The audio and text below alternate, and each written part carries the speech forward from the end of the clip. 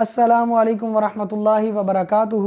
ناظرین، جیسا کہ آپ کو معلوم ہے کہ ذو الحج کا مہینہ قریب آ رہا ہے، اور ذو الحج کے جو پہلے 10 دن ہے، جو پہلا عشرہ ہے، یہ اللہ کو بہت زیادہ محبوب ہے۔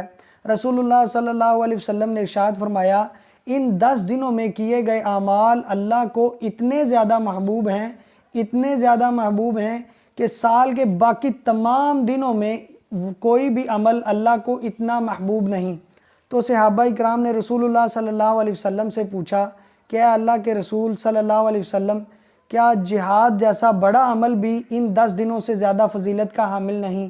تو رسول اللہ صلی اللہ علیہ وسلم نے ارشاد فرمایا جہاد جیسا عمل بھی ان 10 دنوں سے زیادہ فضیلت کا حامل نہیں ہے، مگر وہ مجاہد جو اللہ کے رستے میں اپنی جان اور اپنا مال لے کر نکلا، کوئی بھی چیز اس کی واپس نہیں پہنچی، یعنی وہ شہید ہو گیا اور اس کا مال کافروں نے لے لیا، وہ مجاہد ان 10 دنوں سے زیادہ فضیلت کا حامل ہو سکتا ہے۔ باقی کوئی بھی عمل ان 10 دنوں سے زیادہ فضیلت کا حامل نہیں ہے۔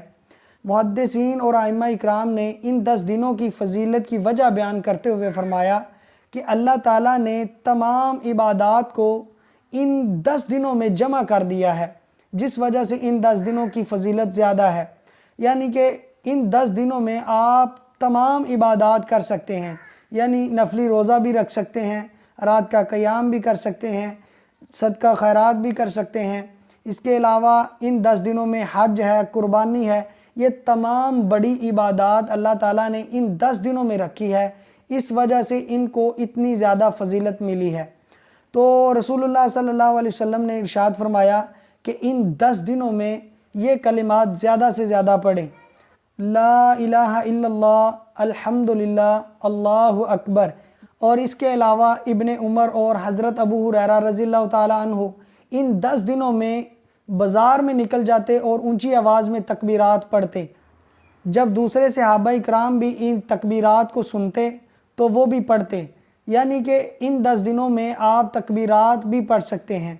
اللہ اکبر، اللہ اکبر، لا الہ الا اللہ، اللہ اکبر، اللہ اکبر وللہ الحمد، آپ یہ تکبیرات بھی پڑھ سکتے ہیں۔ میں آپ تمام دوستوں سے یہ گزارش کروں گا کہ ان 10 دنوں میں زیادہ سے زیادہ عبادت کریں، ان 10 دنوں سے فائدہ اٹھا لیں۔ اللہ تعالی ہمیں عمل کرنے کی توفیق عطا فرمائے، آمین۔ جزاکم اللہ خیر۔ السلام علیکم۔